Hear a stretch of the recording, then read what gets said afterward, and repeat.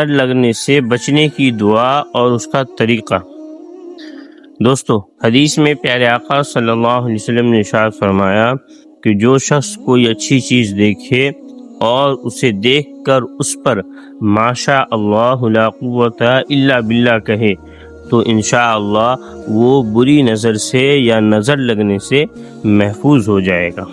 تو اسی لیے جب بھی کوئی اچھی چیز دیکھے یا کسی چیز کو دیکھ کر آپ کا دل خوش ہو جائے تو اس پر ماشاء اللہ ضرور کہہ لینا چاہیے، تاکہ نظر لگنے سے جو ہے وہ چیز محفوظ ہو جائے۔